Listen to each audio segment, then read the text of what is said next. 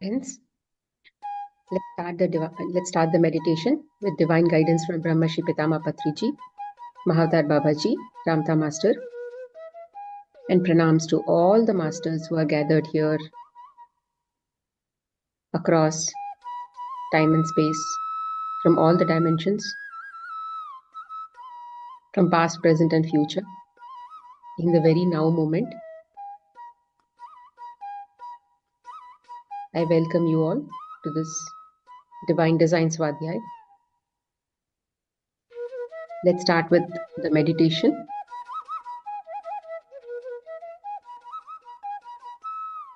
Connect yourself. Intend to connect yourself with your higher self and this group consciousness. Let's start with the relaxation. Let's go over each body part, and then with a longer out breath, you will feel relaxed. The body part will be relaxed. Forehead is relaxed.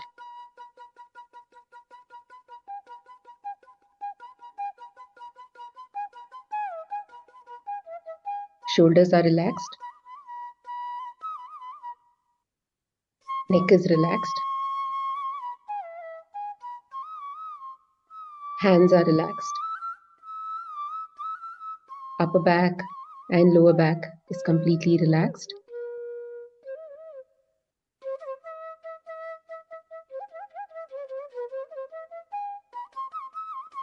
Chest is relaxed. Stomach is relaxed. Hips are relaxed. Thighs are relaxed. Knees are relaxed.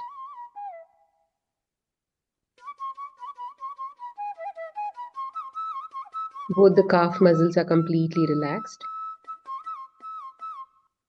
Ankles are relaxed. Feet and sole completely relaxed and relaxed and relaxed. From head to toe, the entire body feels really relaxed and relaxed.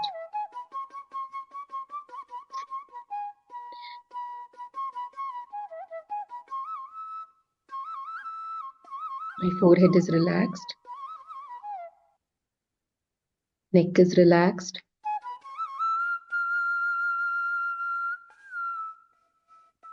Entire back is relaxed. Chest is relaxed. Stomach is relaxed.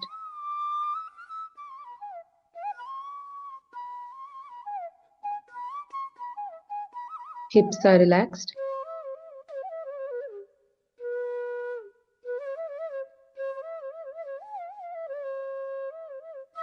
Entire legs are relaxed and relaxed and relaxed.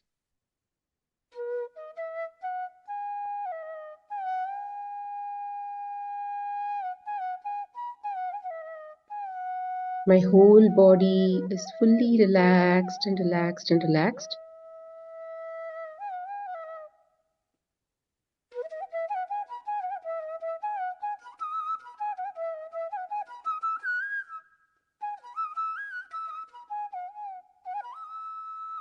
Observe your in-breath and out-breath, the natural flow of breath that connects the physical world and the subtle world.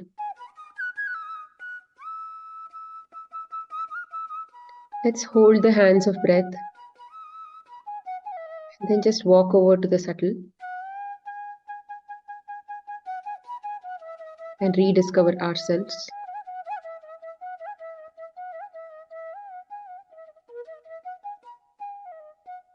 If you have thoughts, let the thoughts go in their direction. Gently come back to the breath as many times as it needs.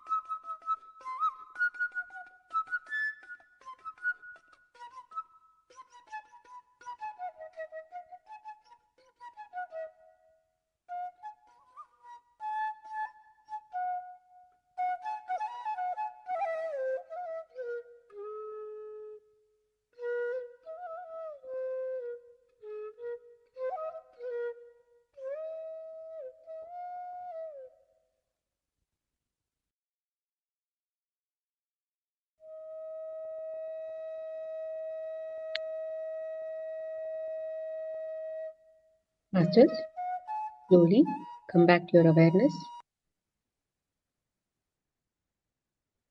At the count of 5, keep your palms on your eyes and open your eyes with a beautiful smile.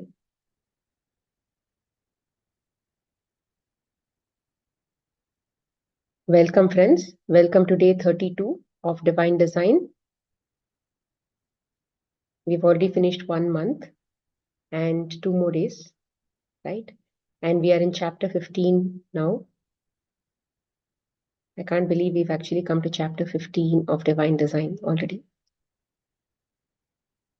Okay, let's start the class. Did you all have any doubts so far in any other chapters or anything? Let me just unmute.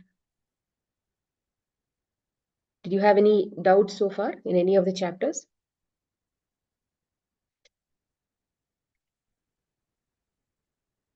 Any questions or anything? Okay, fine. No questions. We will start. People on YouTube can actually join Zoom, and you can anyway have the recording later. You can also join Zoom. The links have been posted on the group. Okay, so chapter 15 we will start today. The clarion call, the third call for light workers. The meaning of clarion call is something that is very impactful, something that will a call for a very impactful uh, a call that will actually impact at a very great level. Okay, so that is why this is called the clarion call. In fact, many books have also been written for the third call for light workers. Because when this call was made, right, it was not just what do you say, it was also channeled at a very long, it was channeled in many levels. So even books have been written for about these kinds of things. As we began clearing the fourth dimensional beings off the earth plane, we made a decision to send out the third call for light workers. Humanity has referred to this moment as the clarion call. It was the most impactful call we've ever made. The Earth's light quotient and humanity's collective frequency had been pulled down by the 4D beings for the past 4,500 years. Although we had sent out a second call during these last 4,500 years, we needed many more light workers to enter onto the Earth plane to assist in increasing her light quotient and humanity's frequency as we began to pull the 4D beings off. So anything that the 4D beings and reptilians and all of the events and situations and experiences that caused a fall in the humanity and also reflected in Earth's quotient going down. Now all that had to be, what do you say, compensated. So for that compensation to happen and then again to pull her back up, they needed light workers, which means people who are already connected to their light, who are already connected to their higher dimensions, and then who are not going to get lost. Okay, so many of these light workers, like we saw in the previous chapters, Jesus, Mary, and many of these Babaji and all of these people, they were already in their initial years itself. They became, what do you say, they already connected to their light in their early years itself. They got experiences where they realized their purpose from amnesia. They realized their purpose very, very early on, and then they became that light of the world. Similarly, the third call also, see, the second call itself had light workers who were connected to their HS and IAP and all of that, right?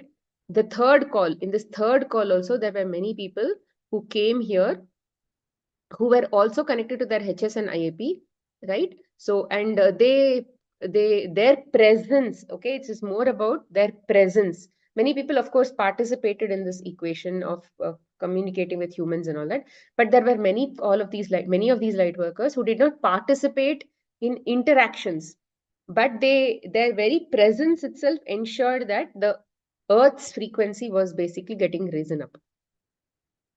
We knew that intervening by clearing the 4D beings of the Earth plane could potentially create more chaos and hostility on the planet. We were unsure of what would unravel or how many linear years it would take to pull these beings off the earth. We wanted to ensure that regardless of what unraveled, Earth would continue to increase her light quotient. We sent out the clarion call with the intention of increasing Earth's light quotient to 50% as quickly as possible. As we've stated before, once Earth is holding 50% of her light, she begins to physically anchor the 4D and 5D fields, which means she will be able to access the 5D, but she'll be majorly anchored on the second half of the 4D plane. Only when she goes to 80%, she will be completely in the 5D. Okay. So she cannot be pulled back down into lower frequencies because that was a law. Okay. It was not, the same is not true for human beings and all that. Okay. This kind of 50% thing is not true for human beings in their evolution path. But for Earth, they made a law. They made a law such that this will only be applicable for Earth. She also cannot be pulled back down into lower frequencies. The 4D beings would no longer have the ability to pull her or humanity into lower frequencies, regardless of how long it took for us to remove them off the earth plane. So while they were continuously removing, they also brought in this call for third call for light workers, so that as she continues to go higher and higher, reptilians will also be eliminated. And as she continues to keep going higher, by the time she goes to that 50% mark, the 4D beings will not be able to impact in such a way, impact so much, because see, if they start impacting people, their collective frequency will not affect Earth. That is what it actually meant, which means somehow it'll all get balanced out, but it will not get impacted to Earth. So Earth will keep going higher, but somebody who will not be able to go along with Earth will have to drop their bodies and eventually, well, let's say, move on to the third dimensional what do you say, living or something at a different planet or whatever. But people who are now going to be with Earth at a soul level, if that is the intention, desire, or whatever it is, their higher self will ensure that they are continuously pushed to ensure that they go along with Earth. What do you mean by going along with Earth? It means that as the Earth is increasing her frequency, we will also have to drop all the low frequencies if we have decided to go along with Earth. We will have tendencies to keep those lower frequencies inside our body, but then we will be pushed to remove those lower frequencies by getting knowledge like this divine design, gratitude, power, all of those kinds of things. And then let's say some amount of Bhagavad Gita, whatever it is that you're exposed to spiritually, you will continuously be exposed so that you will not be able to eventually resonate in those lower frequencies, and you'll be forced to practice quitting all of those things. And even your food habits will start changing. You will, even if you start eating lower frequency foods, it will not agree with your body. See, when you are attending some classes like your divine design, and maybe practicing many of these kinds of things, right? The light codes will keep the light code will start getting activated. Okay, so as the light codes get activated, you will no longer remain in those lower frequencies. So if you start taking lower frequency foods and other things, you will have a tendency to take those lower frequency foods, right? Because of your habits. So you will go to eat those foods and all that, but then your body will shake it off, which means your body will start to shed that lower frequency out, because constantly you're vibrating at a higher frequency. Imagine if you're constantly shaking like this, or if you're constantly shaking like this. If you're shaking like this, something that is here can probably stand. For example, let's say I have something like this. Well, if I have something like this, let's say, if I'm slowly shaking like this, then the mouse will start actually remain. But then if I start to shake very, very vigorously, right, the mouse will slowly drop off. Similarly, like that, anything that you cannot hold on to your body will eventually come out from the body. It can be in the form of problems and anything for that matter, because it is no longer agreeing with your body. And That is what is meant for you to go to higher frequencies. Plus, you will also not feel like eating many of these foods. You will keep trying. Yeah, maybe I like it. Maybe I like it. Maybe it'll keep calling you, craving and all that. That is what is called the transitional period. In that transitional period, you will keep getting pulled, but you'll also notice that your body is not agreeing. You'll also notice that you're not enjoying, but you'll keep getting pulled. Then later on, that pull itself will become less. And then that pull will slow down, and then eventually the pull will completely stop. It will take time, but that is what is called inch by inch, inch by inch, inch by inch. We are basically going step by step in the process of evolution. Because in the light codes, right? Each of these light codes have the potential to change each and every of your behavioral patterns, your way of thinking, your emotions. Every single thing is controlled at the light codes level, at your DNA level. And when those light codes are constantly getting changed, right, you will start to behave in a different way.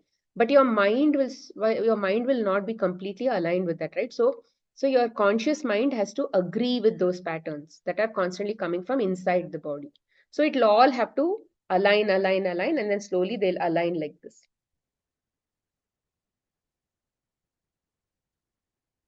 When the third call went out, millions of higher dimensional consciousnesses answered. See, imagine millions. They were either light workers incarnating back into human form after a break between their human lives, or first time light workers who had never incarnated into a human form. Light workers that had been continuously assisting Earth and humanity since the first call 15,000 years ago or the second call 4,000 years ago were not part of the clarion call. Okay, so they are saying that these light workers that had been continuously assisting Earth and humanity since the first call and the second call were not again part of the third call. So there were different people that came as a part of the first call, second call, and the third call. That is what they are saying. They have been incarnating after each lifetime and are currently assisting the Earth. However, there are many who answered the first or second call and then chose to take a break from the incarnation. A break is viewed as a time through the eyes of the human, but the higher dimensional consciousnesses don't experience time at all. They merely chose to have an experience, and now they chose to not to go back into that human form in their last lifetime. The break can be a year or it can be 5,000 years. It's all a choice by the higher dimensional consciousness. All HDCs have free will. They do not have to continuously incarnate unless they chose. And that choice occurs after each life. There is no karmic cycle there is no karmic cycle tying a HTC to reincarnation. We will discuss this more in detail after in chapter 18. We also had a significant number of light workers that had never incarnated into human form, now answering the clarion call. These HTCs were in the 12th dimensional grid, assisting from off the planet but had never chosen to incarnate. So what they're saying is, the people who answered the third call or the clarion call were not necessarily they had not incarnated in the past. They were assisting Earth, but they had not incarnated as human beings on the planet, and now they are choosing to incarnate as human beings. At the time of the third call, the light quotient on the Earth was about 47%. This was the same quotient she had at around 5,000 years ago when we sent out the second call for light workers. See, um, when the second call for light workers came, she was 47%. Then between that, in the last 4,500 years, lots of ups and downs happened, right? She went down to 41%, 42%. Then again, because of the light workers, it increased to 47%. So now they are sending the third call for light workers. Now we are hoping that it will go to 50%. The frequency on Earth was high enough that all the light workers answering the clarion call could hold between 9 to 11% of their light quotient in the human body. This also meant that any other light workers incarnating at this time from the first or second call were entering into human forms, holding the same amount of light. So in case people from first and second call also again incarnated, they were also holding the same amount of light, which is 9 to 11%, because their bodies had also evolved. And so typically people answering at this time could hold about 9 to 11% of their light quotient. That was the capacity as of now. When the light worker brings in more of their light quotient, it is easier for the human to align and connect to their channel. What is their channel? The higher self, IAP, and all of those kinds of things. This allows the human to wake out of amnesia much faster. They will also be able to connect to their light, higher self, and divine blueprint more easily. The clarion call was the most impactful call to date due to the unique assortment of light workers that answered the body's ability to hold more light. 3 types of light workers chose to incarnate. Who are these 3 type of light workers? 3 groups. All light workers answered the clarion call at the same now moment. However, this call was different from the first 2 calls. When we sent out this call, we wanted 3 unique groups of light workers to incarnate to ensure that the quickest shift on Earth and humanity's frequencies. Each group would hold a unique blueprint and incarnate at a specific time. Each group had a specific time frame in which they would incarnate into the human form. The higher dimensional consciousnesses answering the call would choose which group they would participate in, and the blueprint or service that they would provide to humanity and Earth would be dictated based on the group. So they had decided what kind of roles and responsibility these people will have. So based on that, those people chose to incarnate in 3 groups. In one of the 3 groups. As we discuss the 3 groups below, please remember these are approximate linear dates. They are not to be held firmly. We are dealing with the time-space continuum in the 3rd dimension, and both ourselves and all the HTCs do not reside within these linear time frames. The first group of light workers incarnated into the human form around the linear years of 1920 to 1960. Okay, in that clarion call, they're saying that the first group incarnated between the first 40 years, 1920 to 1960. They held approximately 9% of their light quotient within their human form. Their blueprint was to hold as much light as possible in their physical body to increase Earth's light quotient. We call them the beacons of light for Earth and humanity. So if you know of anybody who have incarnated in this period, and who really brought a huge impact to Earth and all of those people, all of them, then this is that period. Many of our freedom fighters, right? All of them are also light workers. The human considers a light worker someone who is offering service, creating a difference that can be seen or felt by a human collective or the earth plane. This first group did not fit that narrative.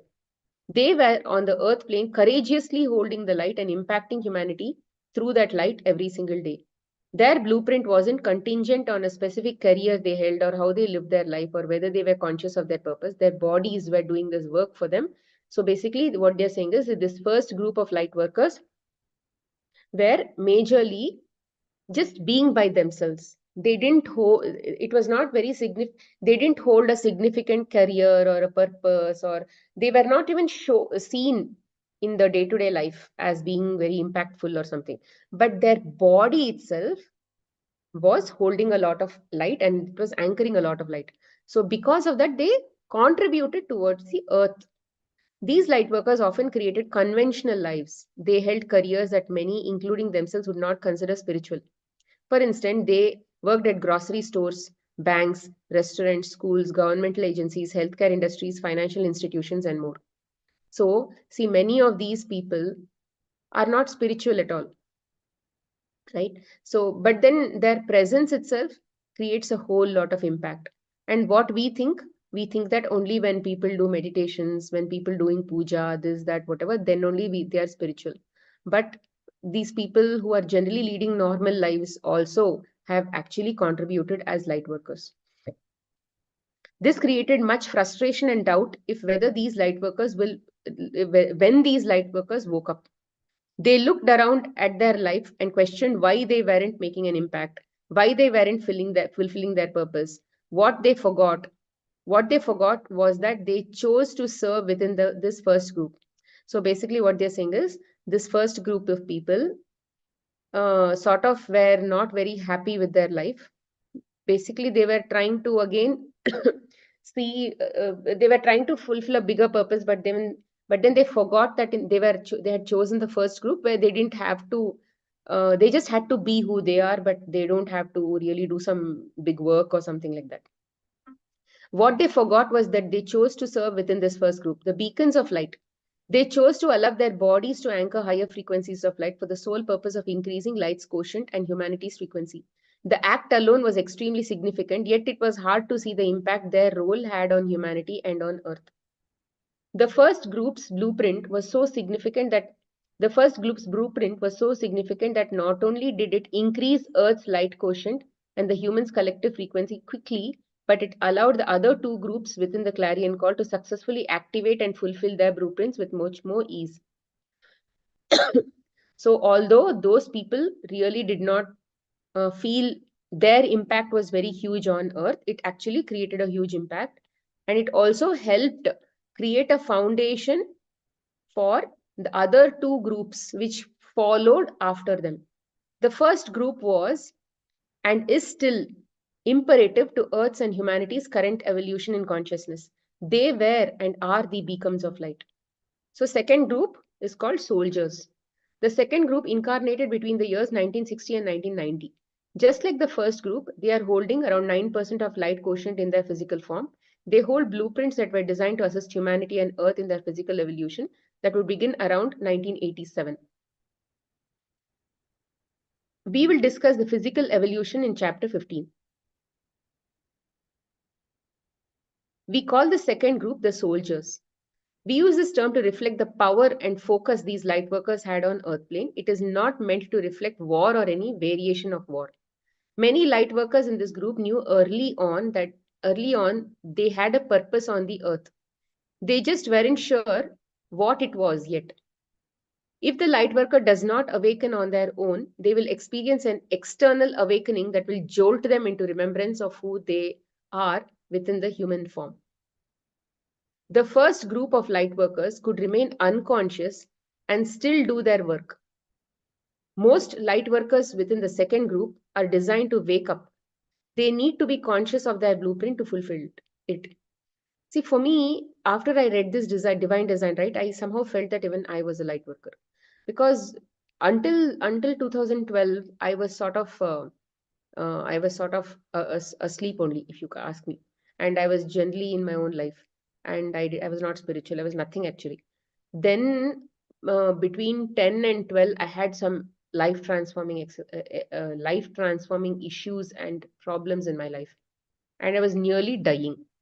And in that near death situation, I realized that I have to live. And in that struggle to live, I just caught on to the thoughts, or whatever you can call it.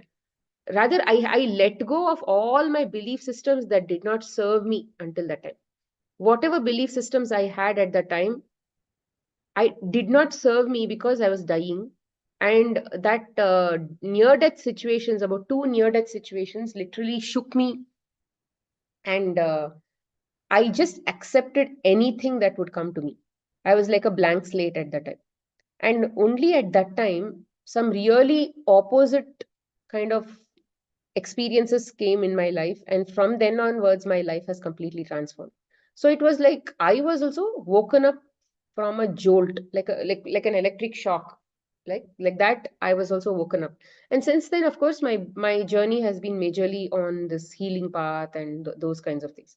Of course, I helped myself, and then my own children had similar issues, and then they also, I helped them, and then later on I started working with the community. So in any of these things, I did not really think of myself as what do you say, a professional trying to help somebody, trying to make money or something like that. It was not at all the thing. Even for about 5 to 6 years, I have only worked as a social service, and I did not do anything for money. And only after I quit all my job and other things, then I start, because that I quit my entire job. I had two I had my own passion, baking passion, and then I also had my IT career. I quit both of them, and then I started to take whatever I was doing the healing, helping people heal naturally profession. I took that as a profession only in 2019. Until then, it was all sort of going like a social service and all that. But the number of people that came was really huge, because that only became a huge thing in my life. And till today, I don't even have a name for what I do, which means there is no, I don't have a name for my clinic, or I don't have any what I do. So there is no such name also, because I always believed that, okay, whoever has to get connected to me will anyway get connected to me. Why should I worry about all of those kinds of things? So since 2014, since I started working on these kinds of things, since then, people have been coming only through word of mouth. Somebody will tell somebody, somebody will tell somebody, or somehow they'll find my name. So this kind of connections only are happening in my life, and whoever comes to me is already ready for whatever I'm going to say, and they are almost, most of the time they are almost surrendered. So I didn't have to really work hard in convincing them about what they are supposed to do or something, because I never even went ahead and advertised and saying, come to me, come to me, this is my profession. I never did that. So things have been very working very smoothly for me, and that is why I always believe that without, whether I work or no, whether I even think or no, somehow somewhere things will actually start getting connected and things will keep moving. And even today, I don't even think about how my bank account is getting managed. I don't think like that at all, because I left my job in 2018 end. Okay, I quit my IT career and I quit all kinds of money making stuff, professional stuff. And then since then, I just left it. Let people come, let them go, that kind of thing. And then people paid. Even till today, I have not asked money from my husband. Somehow my bank account gets the money, right? Somebody, let's say it goes to become empty, and then somebody, some client comes, or let's say some course comes, or so, let's say somebody gives me money. Something or the other keeps happening, and then my money just flows into the account. So I then started to believe that, okay, yeah, there is one external force that is driving my life. People, getting people, making them talk, and then somehow all these connections continue to happen, but I am sort of used in that sense. So that is why I felt that maybe there is a lot of light worker business happening here, and I just continue to flow more like a instrument. And since then I've been believing that, okay, maybe I'm just an instrument. And even for that matter, if I have to learn some, let's say some opportunity comes in front of me, I would have learned that opportunity thinking it's for me, but then later on, I eventually started realizing that when such opportunities comes to me knowledge wise, and after I take that knowledge and I literally get it into my system, right? Somebody else will need that knowledge, and I'm learning it just to pass on that knowledge to somebody, because in their life it would have been far more important. And for me, it wouldn't have been far more important, but because it came to me, I would have done it.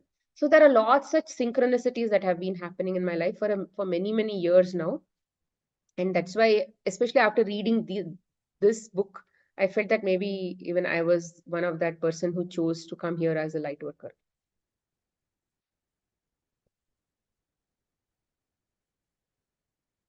Okay. So the blueprints, the first group of light workers could remain unconscious and still do their work. Did I read this? Yeah. The first group of light workers could remain unconscious and still do their work. Most light workers within the second group are designed to wake up. They need to be conscious of their blueprint to fulfill it. The blueprint held by the second group are basically on the physical evolution. They are incarnating to assist humanity and Earth in clearing density from their physical forms and shifting into higher dimensional fields. So even in the when I read this also, the second call for light workers was more physical in nature, and even my work, for that matter, has majorly been in helping humanity, in helping people to clean up their physical body most of the time. They are incarnating to assist humanity in clearing the density from their physical form and shifting into higher dimensional fields. These light workers could choose from an infinite number of roles that would allow them to fulfill this blueprint. Some of these roles included healer, writer, channeler, teacher, artist, activist, musician, grid keeper, and so much more. The second group is also responsible for waking up many of the light workers who are still in amnesia. They are essential in catapulting the human collective into their first massive shift into higher states of consciousness. See, for that matter, all of you people who are listening to this divine design are all light workers. Okay, you cannot come here without you being a light worker. So at some point, you will also fulfill, rather, you will also realize, and you may have already realized that you are a light worker, and then you may already be, you are, for that matter, you are also helping your own families in many ways to clean up themselves and to bring in a lot of, let's say, higher consciousness kind of thinking into their lives, right? So in that sense, even you are a light worker because you are also attending this class. The second group is very committed to their blueprint. Their purpose and mission are at the forefront of their lives. This often creates a sense of overwhelm and exhaustion, yet they never stop. They put a lot of pressure on themselves to show up for humanity and earth. Their fortitude is honorable. Many light workers find themselves searching for the next opportunity to serve. They will expand and grow in their service, moving from one role to another. They may begin as an energetic healer, and in a few years later, or many years later, they find themselves teaching and writing many books. Many continue to evolve in their work and how they show up for the world. The second group are forging the path for humanity and earth. They are currently standing on the front lines, physically shifting humanity into higher states of consciousness. They are soldiers. Okay, the last group of light workers are called pioneers. The third group of light workers incarnated between the 1990, your current day, and play an extremely important role in assisting humanity into higher dimensional realms. We call this group the pioneers. The pioneers are unique in that they incarnate with around 11 to 14% of their light quotient. See, haven't you noticed that many of the children, at least I have noticed that many of the children who have parents who have come to me with very unique children.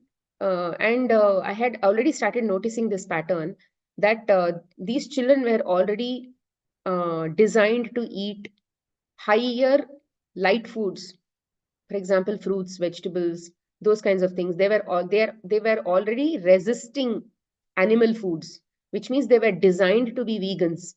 Okay, and not just vegans.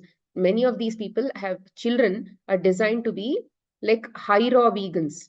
Many of them, little even off late in the last 5 years, 4, 5 years, 6 years, the children that I've noticed are all ready for that kind of food, ready for, and they are all, their thought patterns are also much more sophisticated compared to their parents. So which means they are soul wise far more, what do you say, having a lot more wisdom, or you can only say that maybe their what is that, the quotient that they are bringing in is far more higher than their parents. And most of these children are also, uh, what do you say, the parents are also light workers and the children are also light workers in many cases. Or sometimes the children only are light workers and the parents are going, the parents are leading a journey to assist this light worker into fulfilling their own purpose. Many light workers in this group have difficult time adjusting to being human. They feel if they do not fit in with the world around them, they are often desiring to go home. They have a hard time understanding how and why the world is the way it is. Many pioneers feel claustrophobic in the body and just want to escape. I've seen this with my older one. Like, she's very exceptional, very ready-made kind of person, and she's always thinking that there is something, whatever she's doing is less, because she still hasn't got exposed to what is her true purpose here yet. She's still studying and all of those things. Someday she'll get into that. But then I can notice some of these patterns in her, and then the way they think, they are very compassionate. When they look at people who are less fortunate and all of those things, right? Their heart melts in the sense, why am I so fortunate? Why do I have all of these kinds of things? Why don't they have all this? That kind of talk, right? Like, that kind of why is everybody not same, that kind of feeling, right? somehow they feel that, and naturally they all have oneness. They are not actually in duality. Most of these third clarion call light workers, they are not in duality. They're and the parents who are in duality, we have a very hard time to understand, because they don't fit in with the society. They are not following society rules, because society rules are meant to take sides most of the time, to follow rules, to go in a certain pattern and not use your brain most of the time, right? But these children don't follow, and then they are here to break many of these patterns. That and parents, in many cases when the parents come to me, I have always told them to align, accept, because the children are here to teach them a lesson.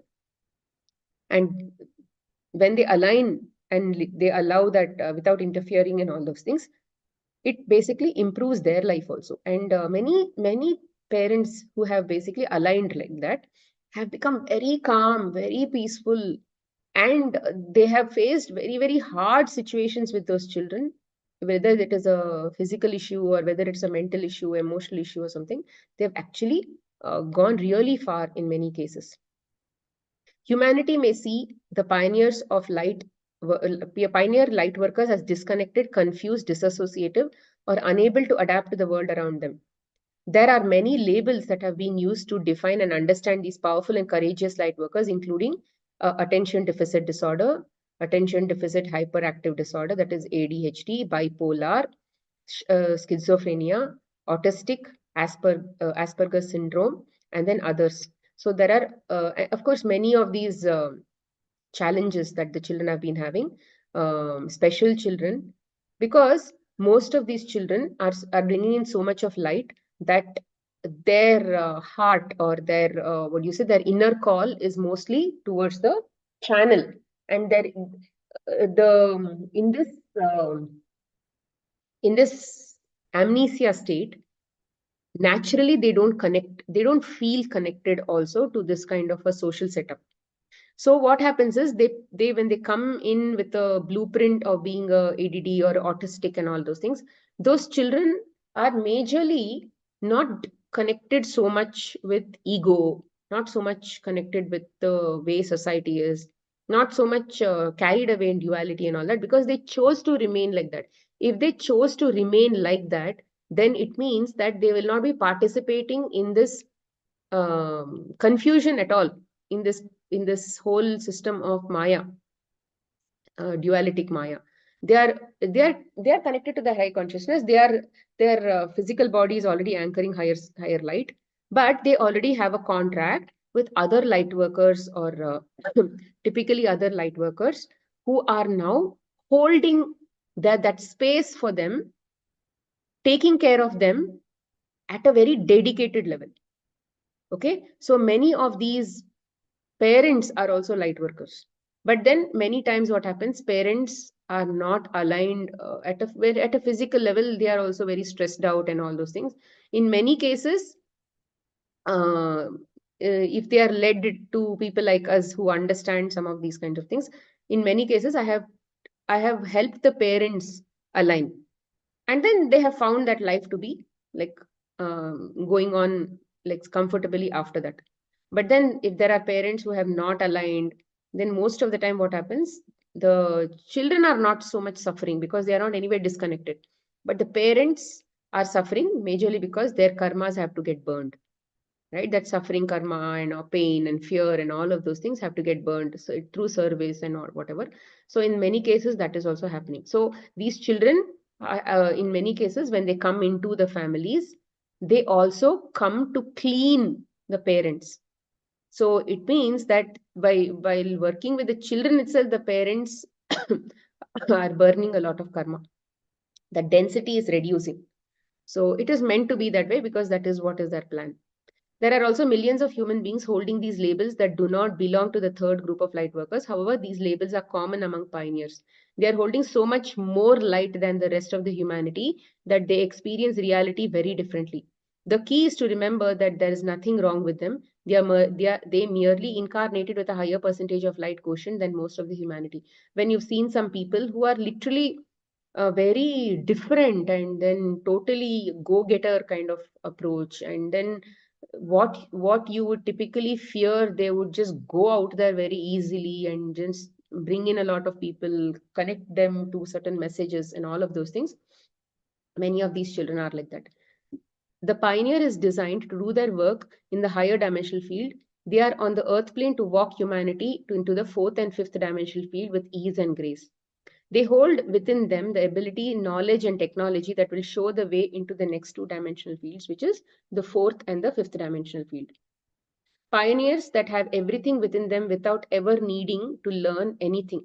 Okay, so like we have seen children, right, who are in their own world, who don't listen to their parents at all, but then they have that inner ability to do things and they have the gifts. And they may not use the gifts also sometimes. And we keep thinking, oh, they have such a great gift, but only if they practice, only if they practice a little. All that we'll keep thinking. But then they know that when time comes, they will anyway shine. Or if they have to use that skill, they will anyway shine. All the knowledge, gifts, and abilities they hold are available within their DNA, and they can access these abilities the moment they incarnate. They are born with knowingness, and they hold memories that most humans are not capable of remembering. They can recall past life experiences with higher dimensional beings, being on a craft, and so much more. They are designed to remember so that they can begin to show the way into higher realms. Right? I mean, I have literally heard current these days children, right, talking about souls, talking about many things that even I am teaching in this class. And this kind of talk has not been given to them at all. But they know about it, they talk about it. They are designed to remember so that they can begin to show the way into higher realms. Many of these light workers are born awake, and it's their free will that pulls them through the process of navigating who they are and how they will unravel their blueprint. See, many of you who are having very little children, especially who are born after 2012 and all that, they are let's say old souls. Something like these light workers, they are all old souls. So you should just allow them to be who they are, and your focus majorly should be to, while while they are in front of me, what all I can learn, how much of density I can shed from my body. That is what your focus should be, versus you putting your old technology on their new technology body, right? So the more you learn from these new technology beings, their body is far more newer. It's a new version, right? They are coming with a new version, activated. They are far more, what do you say, updated compared to you. So you need to be learning more from them, from the experiences that they give you, from the hard times, from the challenges and all that they are giving you. You need to learn from that and start to clear your density from your body. Because there is again a contract, right? With children, there is always a contract. The children will remain with you for a certain period of time, and if you don't use that time for your growth, over time that contract period will change, the contract nature will change, and then they will move away. And after that, the kind of work, the kind of exposure that they give you for the kind of learning that you had to do will be completely different. So you have an opportunity to learn from your children. Don't miss this opportunity.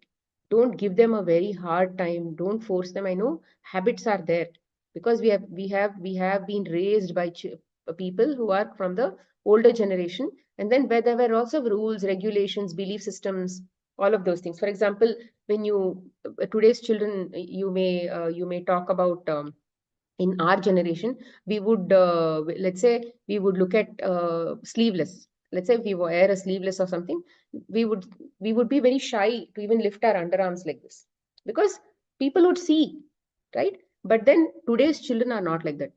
They will ask, so what? Yeah, so what? Close, keep your, don't show your bra strap. They will say, so what, ma? So do you have an answer to that? No, you don't have.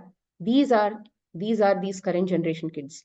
Okay, we don't have an answer, but we are supposed to learn. We are supposed to let go of those belief systems. So that is your clue, that you are here to learn, and they are here to teach you and show you that you don't have answers for why you're carrying that belief system. It's just a bunch of trash that you're carrying. So you just need to let go. And I have learned so much from my children in the last, I don't know, so many years, that literally, that I've not learned from books. I've not learned from any masters. I've not learned from any Gyanis and enlightened masters or anything. What you learn from your children is so much more stronger, so much more powerful than anybody, because that is what is your design, right? That is what is your plan, blueprint. So you need to focus on yourself and your growth. Then if you are in that perspective of looking inwards with every single experience and challenge that is there in your family, you will grow leaps and bounds. I'm telling you, you don't need to be in meditations, you don't need to be doing any chanting. You just have to know that I am here to grow, and they are those teachers who have come to me to teach me, to remove the density that I am carrying in my body, right? Pioneers have everything. Okay, many of these light workers are born awake, and it's their free will that pulls them through the process of navigating who they are and how they will unravel their blueprint. To activate their blueprint, they have to hold the same frequencies as their blueprint. Their work begins once their physical form matches the blueprint. So at some point, they have to go to higher frequencies, and then they will basically, their blueprint will match. This is different from the other two, the group of light workers. The beacons of light and the soldiers can activate their blueprint regardless of their frequencies the body is holding. So, so for these third group of light workers, some high frequency stuff has to cross their paths. Only then it will work. Most of the light workers in the third group, see, in the case of my second daughter, right, at some point, I realized that I could not change them, because, and they were literally, especially during this corona, lots of children went through a lot of cleaning up process and activations and whatnots during that process. So at that time, there was a lot of challenges that we were facing with my second one. And at that time, the only thing that came to my head was focusing on myself. And literally, I've gone crazy in doing all kinds of sadhanas at that time. It was the most craziest period in my life, and I've done left, right, and center. Whole day I would be in those kinds of chantings and meditations, and I would do some things, and then I would just sit for hours in meditation. So, and then really that actually helped, because that 1 year was so challenging, and then by the time it was next year, some ray of light came in, and then they started showing those changes. Because uh, if you are bringing that light into their life, their frequency will change, because everybody will fall if you are not in that if you're not, what do you say, working towards it. There are so many things that will distract us. So you need to ensure that you are always focusing on your light in your family and all of those things.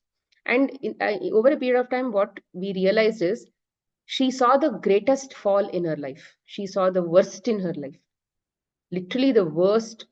Like she dipped completely in her schooling, in her personality, in her thoughts, in her emotions. Everything was like she was in depression, and there was lots of challenges in her school also, bullies and those. I mean, it was literally everywhere, and she was bullying other people. Lots of stuff was there.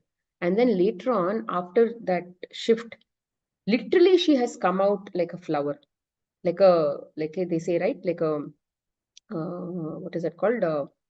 Mm, which bird is that? Okay, whatever bird. So she's come out like a flower, okay, and then now that inner principles have become very strong, and it was somewhere that inner knowledge has actually come through, and then you can't shake that knowledge. It has become very strong. That individuality has come up, and the sense of what should I do has come up. There are so many things that have actually come up on their own. And this is what is called, they will get awakened in their early life itself. See, everybody who comes to earth will see challenges. Okay, there will be challenge. It is not like their entire life is a bed of roses. There will be some dips, there will be some ups, there will be some downs, and there will be ups. But when the down happens, when the up happens, that depends. So what they're saying is, in the clarion call for light workers, in some cases, the in their early years itself, they'll see a lot of down. So many children would be seeing a lot of health issues in their early life itself. And then through that itself, they will become more stronger, they'll become more disciplined, they'll be choosing higher frequency foods. All of that challenges have come in their early part of their life itself. And that that shift itself will basically push them towards the higher path. By the time they are teenagers and by the time they are more than that, they will go on to that. Whereas, so for example, wherever governmental institutions or whatever skills and professions that they choose, they will bring that light, they'll take that light with them wherever they go.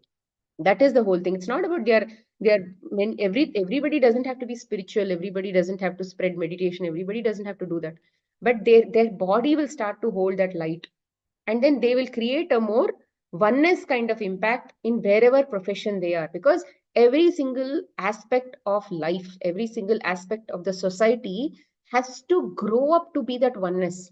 So all of these children will have to take on roles and responsibilities in each of these fields and then create a change in those fields, in the fields where the old generations had brought in a lot of duality. Now these new generations should change the processes, should change the policies, should change, let's say, financial institutions, should change the sports area, should change the music area. Every single place they have to they have to put their foot, and then they'll have to change that area. So this is what is called raising the consciousness. Every single place there are people with different walks of life, with different lifestyles, with different doing different skills and different whatever. So you'll have to so these children will come with that kind of a blueprint to say, I'm going to work in this area, I'm going to work in the government sector, I'm going to work in the music sector, I'm going to work in the sports sector, I'm going to work in the, let's say, some other sector, teaching profession, healthcare. So many things they will come, and then they'll bring in a lot of stuff, and then they'll bring in a lot of natural healing and do all kinds of stuff they will bring in, so that the entire collectively will start to go higher. Okay, it is not that one bunch will go higher, and it is about you, the body holding that frequency. Okay, the body holding that frequency, the kind of mind that they have, the kind of fundamentals that they have chosen to lead. So all of these kinds of things also.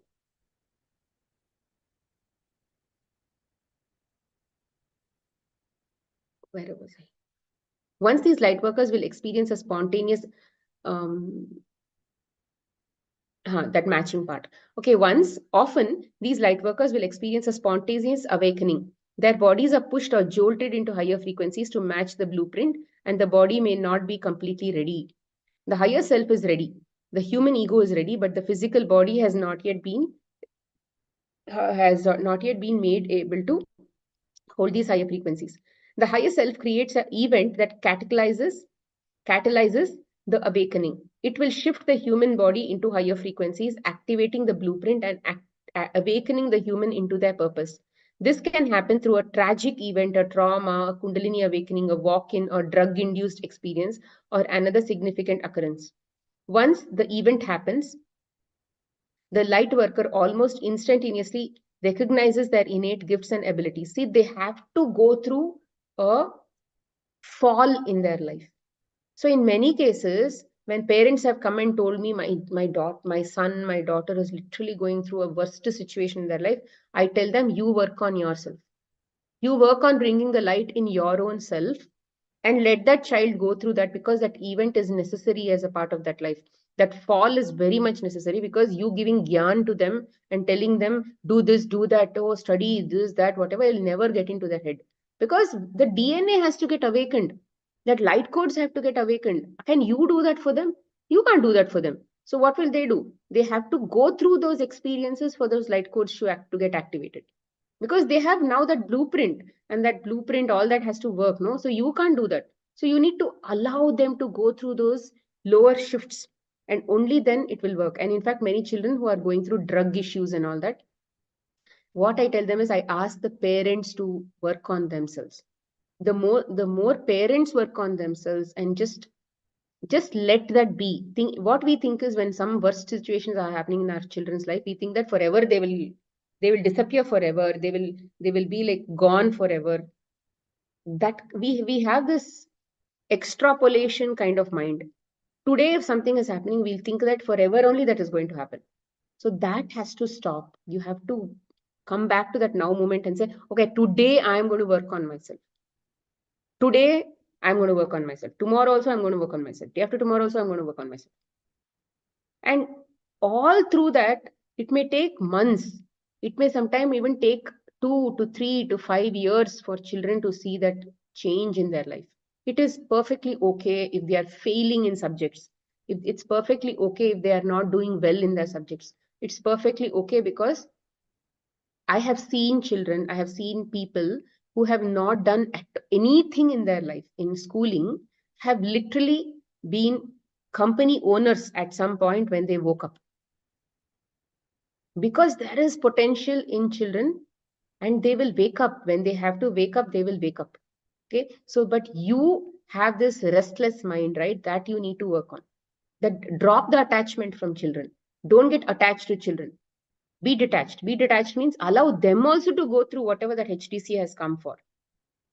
But what are you getting from that experience is getting filtered through your attachment belief systems, restless belief systems, and all of those things. So when you're looking at that person, develop a belief system that they also need to go through these things, because without those shifts, they will not be able to wake up, because that is their blueprint. And let them wake up, no? Allow them to wake up. It's okay if they are not going as per the milestones that society has induced, society has dictated. You need to allow them to go through those low shifts also, and only then it will work. And at that time, the only thing that you have to do is, what do you say, lock your hands and then work on yourselves instead of being very restless and working on themselves. It is okay if children are not doing well, but are you wasting your time in worrying about them, or are you taking that precious time to work on yourself and increasing the light in your life? So the more you increase the light in your life, you are connected to them. They will also increase that frequency because they are in your aura. The physical separation doesn't matter, but they are connected to the through a cord, through an etheric cord. They are connected to you because you are now in a relationship. Okay, so if you grow, they also will grow. So focus a lot on your growth because you are here for yourself. You are not here for waking somebody else up. The only way a light worker can wake themselves up is by working on themselves and increasing the light in their body. That is the only way. You can't raise people through your own gyan because you think they are dumb, they are ignorant, and what you know is much better than them. All that is trash. Okay, if somebody is teaching on a platform, it means that they are teaching themselves. If I am here lecturing somebody, it is actually me lecturing myself. It is all that knowledge that is coming to me. My conscious mind is learning. That's all. There is nobody else who's learning from this. And whatever you are picking up because you're in the platform, it is getting filtered through your energy field. But I'm not here to change you. You are here to take whatever you are ready for taking. That's all. Right? Whether you learn from this, whether you don't learn from this, how much you remember this, how much you don't remember this, all that really doesn't matter to me. I'm here to basically wake myself up, increase the light in my own body, so that when I increase the light, whatever impact that has on earth, that contribution, every drop count, they say, right? So every energy drop that you give to earth really matters. So don't contribute fear, don't contribute all kinds of lower energies. And if you're contributing fear also, if let's say you're experiencing fear also, we saw yesterday how to handle it. If you're experiencing fear, if you're experiencing any lower frequency emotions, your old patterns and all that, think that the body has to release it. Unless it comes out, how the body will release? If it is all bottled up inside, sometime it has to come out. No, when it comes out, allow it to go. At that time, when you allow it to go, the intensity will slowly drop, drop, drop, drop. If you don't allow it to go and you say, why did I do this? All guilty, guilty, and all that, then it'll again stay inside. Okay. So remember some of these thumb rules of how to live your life, and then you'll actually get better and better and better over a period of time. Regardless of whether these light workers are awake as soon as they're incarnating, experience a spontaneous awakening, or slowly awaken into their blueprint, the pioneers are the group that will be playing a crucial role in assisting humanity into the higher dimensional fields. Summary. all the light workers that have been assisting humanity for the last 15,000 linear years played a significant role in the current evolution in consciousness. Whether a light worker came in 15,000 linear years ago during the first call, or 4,500 years ago during the second call, or 90 years ago during the third call, all of these courageous HTCs are working to ensure the Earth and humanity shift into fifth dimensional field. Okay, so we'll stop here and we'll start 16 tomorrow. Any doubts so far or any questions?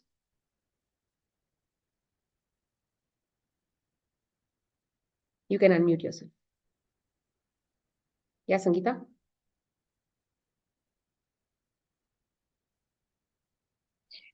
Hi. Lately, lately in YouTube, I'm getting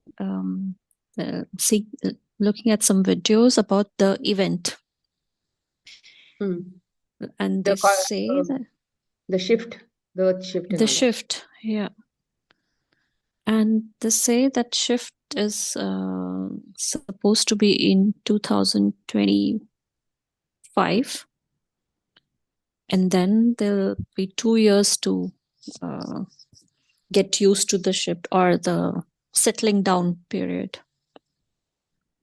Does this book also talk about this? Does it really matter when the shift happens? It is so slow energy-wise. It's all at energy level. But since you are not feeling the energy, you are not at that level where you can actually read energies and all that, it really doesn't matter. Don't worry about it.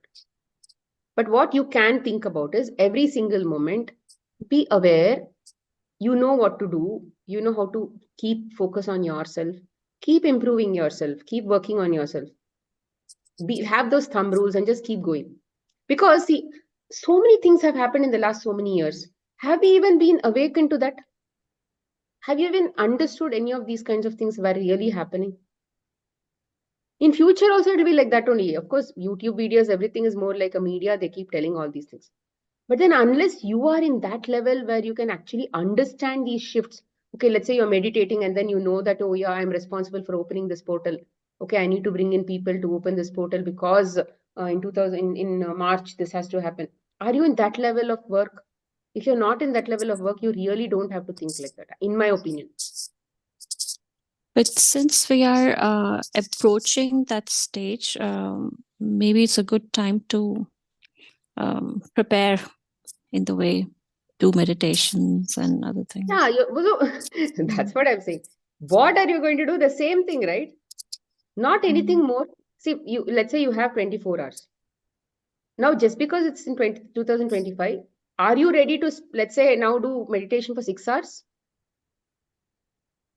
Are you so serious? If you were in that position, you would be serious because you're seeing something more than what you and I are seeing. I'm saying that if you are in that position to do that, you will see it. And if you're seeing that equation, it means that you just have to be far more serious about where time you're spending on a daily basis, not wasting your time. More often than not, we waste our time. This is a conscious choice that I'm making. I'm not opening Instagram and Facebook and all that for seeing reels anymore. Rather, I never used to open it for seeing reels, but then it used to happen. But now I'm consciously not doing it. You're going to save your light because it doesn't really matter when you see all those things. And whatever information you need will come to you, Sangeeta, that you have to trust. It will come to you. Whether you search it or you don't search it, information will come to you. Let's say you lost some information, some files or something were lost. Forget about it. You trust that when you need that file, it will show up. It may not be your file. That information that you had stored in that file will somehow show up in some form. It will always come. And it has happened to me many times. We need to trust the way system is working. And if you are in a position to create that kind of an impact, you will also be getting the awareness of what more you have to do in your life to wake up. Today, you're getting all these classes and all that, right? You definitely have to make use of these classes and just be serious enough to do your own sadhana. And wherever you are falling, you need to be aware. That is so much more enough, because Patriji also has told, and even I think he told that Ramana Maharshi also has told, that in your day-to-day life, if you are really aware every single moment of your life and just do whatever you're doing with that mind, presence of mind, that itself will bring in cosmic energy, and you are already increasing the light in your body. You have to be that perfect conduit between heaven and earth, or higher dimensional forces and earth's core. So you make yourself a better conductor of this channel. There itself, you're creating a huge impact. Because your reality is you only, no? Your reality will reflect who you are. We don't have to wake up anybody. We have to wake up ourselves. The more you wake up yourself, you will automatically see that the people that you are attracting are already getting awakened. Because that light has already created that impact. Energy plays a lot more work, does a lot more work than what you and I know. Right? That much if you are focused on yourself, it works. This is what I was telling during the time of Corona, when I saw a lot of low in my younger one's life, it was literally the worst. And of course, we were also facing a lot of challenges because of that. No, she was not studying at all. And then there were lots of YouTube, lots of exposure to nonsense, everything. At that time, what will you do? We tried giving gyan and all that. It never entered. So all that I thought at that time was I should sit and work on myself. Because we were getting restless. We had a lot of attachments. We were in fear. We were worried about her future. So we were only doing all that. No, we were in that state of mind. So that state of mind needed work. Not them. They were just showing that we had that state of mind. And the more I worked on that state of mind, the improvement was showing. Even till today, that gyan has not entered. It comes only when it wants. I mean, I'm saying that you can't make them do anything. Today's children, they should do because they want to do. And for that, you need to increase your light and see what is it that is holding you back from becoming your greatest potential. What are those lower frequency thoughts that you have, your belief systems that you are having? Work on it. Slowly start to let go. Then only you'll see a lot of light in yourself, and that light will show in them also. Yeah. There was another. Kavita, you can read about raise your hands, and then you can also ask orally. Sure. We read about. Yeah, what was that, Sangeeta? Yeah, we read about implants, and there was also a mention somewhere that during Corona time, when everyone was almost forced to take vaccines because they were not allowed back into work till they show them a certificate, or they are not allowed to travel. So it is kind of an implant. So there are theories. See, many of these things you attract because you are in that frequency. So if somebody is in fear, they'll get the frequency. There are so many people who went through only saline shots in the name of corona vaccines. Because corona vaccines were not getting generated at that large scale, but they had to continue to feed people. So they did a lot of saline vaccinations also. So see, what I'm trying to tell is these vaccines have not stopped people from becoming who they are. It has not stopped people from detoxing their body. It has not actually created so much of an impact, if you ask me. And let's assume tried also. Let's assume that anything may have happened, but there is a greater good that is already taking place. So that was an example of how things can be controlled.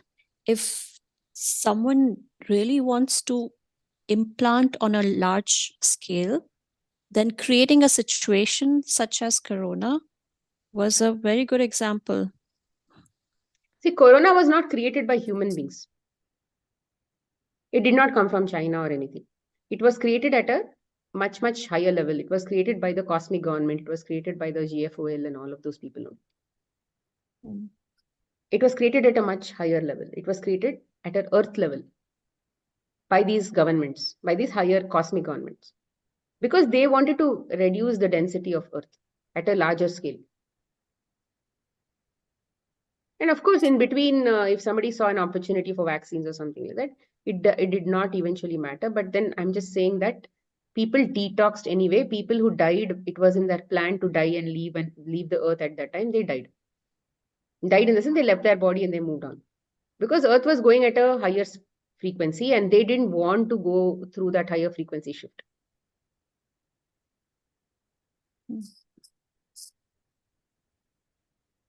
Okay. Thank you. So, Corona should be seen when we went to Cosmic Valley. The enlightened master told that Corona was a Dharma Devate. She called it Dharma Devate.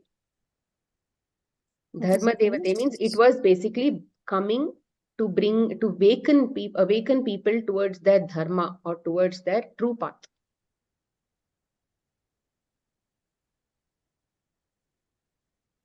And many people actually changed a whole lot in their ways of life, in their ways of thinking, and many things happened at that time.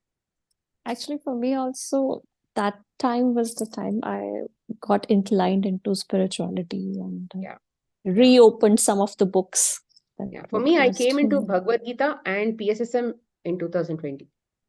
Both.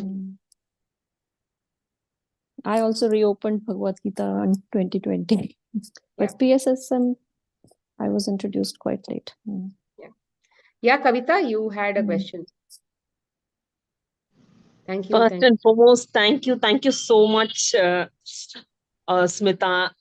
In fact, last few days, I wasn't able to attend, meaning the live session I'm saying. And I'm so, I don't know what made me, come in live today. And this is like, it answers so many things. Thank you so much. In fact, I had a one-to-one with you also one day. More than that day, I'm able to, understand it all much better. Even just today, we went for shopping to Pantaloons. She said, there was a tone jean. She said, Amma, wear this. This has the feminine energy. I was like, what? A tone jean? What has that got to do with feminine energy? I've never taught her anything on feminine energy or, and she keeps saying we have to increase the feminine energy at home. I'm like, I've learned so much from her, and all that I'm able to, correlate or understand much better when you're saying. Yes, I also, had all this fear of the way we are brought up, conservative, the sleeveless, all of that. And I'm like, stuck between the two. And I'm like, oh, she's so opposite to me. But when you are saying all this, I'm like actually feeling so relieved in the first this thing. And I think it's like blossoming or meaning it's more for me than for, her. But thank you so much for the session today, Smita. So even that day also, when I was talking to you, you mentioned you work on yourself. So like, for example, be it in terms of meditation or high frequency foods or journaling, gratitude, this is what you mean by you work on yourself, right? Or see, you said no, she told you, Amma, wear a tone jeans. How will you feel wearing a tone jean? All my awkward. beliefs only. Right, you'll feel awkward because you are not. What is that awkwardness? It is probably a belief system which says, what if my in-laws see it? What if my parents see it? What if the people who've always seen me in chudidar see me that too not in a jean, that too tone jeans? Yes, yeah. Right? Now, so what are you targeting in your life is fear of criticism, fear of judgment. Correct. So you are also judging yourself. Yes, you are not enough and all of those kinds of things, or it will your ego itself thinks that I am so and so, Kavita is so and so. Now now suddenly if that Kavita's image has changed, are you able to accept that Kavita's image? Correct, yes. So these are things that you need to work on, because feminine energy is like Adi Shakti. Now, Adi Shakti was there right in front of the demons, and then she was there in front of the male, like Asuras and all that, trying to kill them. And then Shiva was literally under her feet. What does it actually mean? It means that she had suppressed the complete male energies, and male energy of separation, of criticism, of anxiety, of blah blah blah, all of those kinds of things. She was that person who stood there like a mother. So if you seen, let's say take something, if a child has been snatched away by somebody else, then how will that mother be? She will not be herself. She will be that person who will go there and rock. That is what feminine energy is. And feminine energy is very inclusive in nature. It is not exclusive. It means it does not separate. When that experience of life had to happen, they separated. Because when they were alone, when they were united like this, there is no experience. They are in oneness. There is no separation.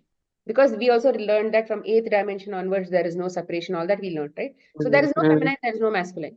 But at some point, when they reduced they came down from lower frequency. They were one until 5th dimension. Then from then onwards, they separated because they had to experience duality. This separately, this separately. And they had to imbalance themselves. They had to find themselves first. She was trying to find herself. He was trying to find himself. Without them, or without them in being in balance. Separately. That is what is called duality. So here we have all experienced this separation.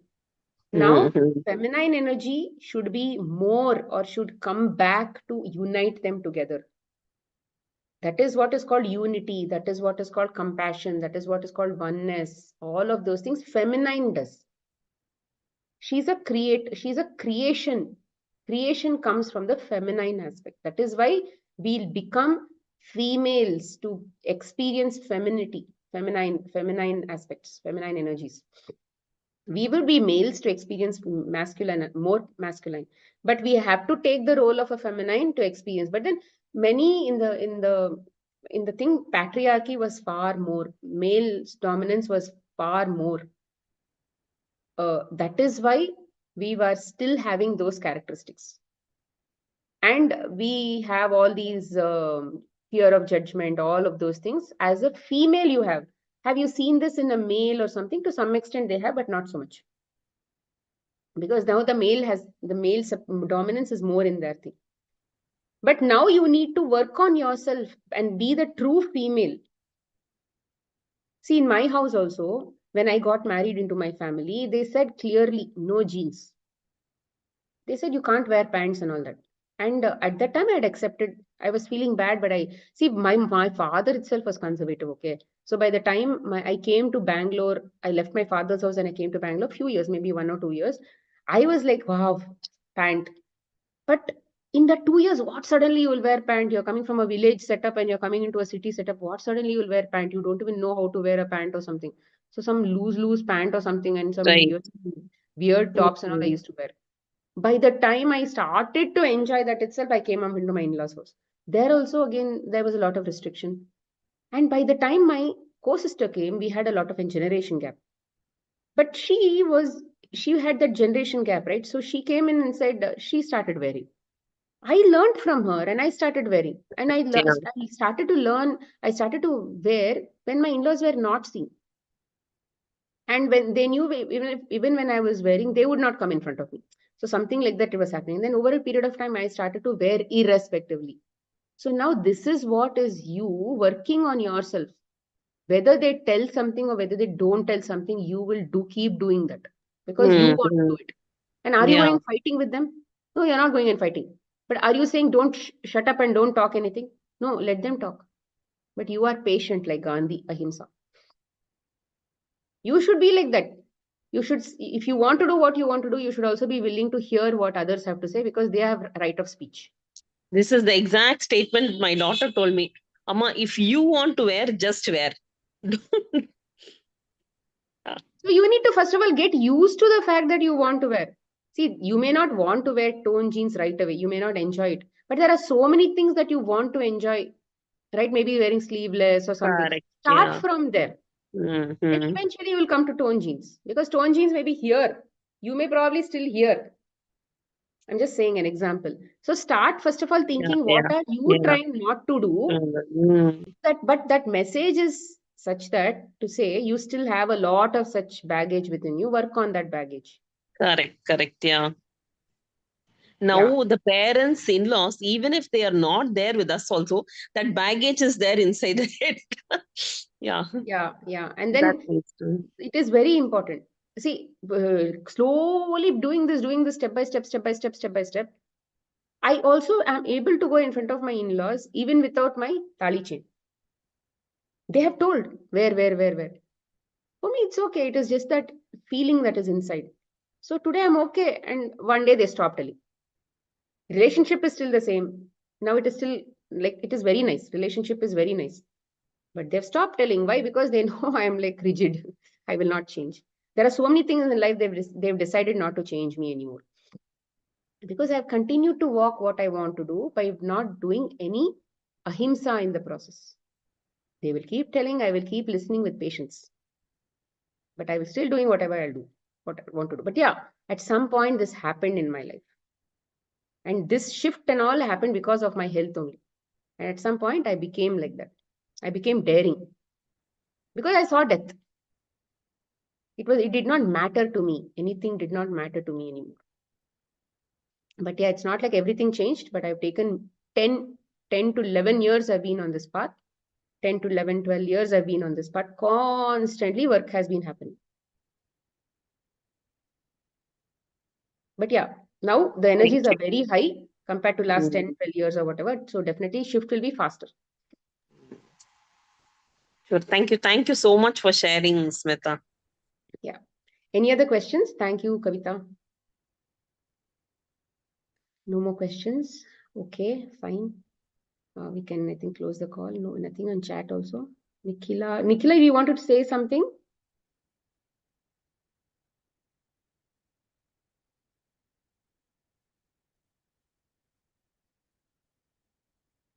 Oh, you're in busy or something? Okay, fine.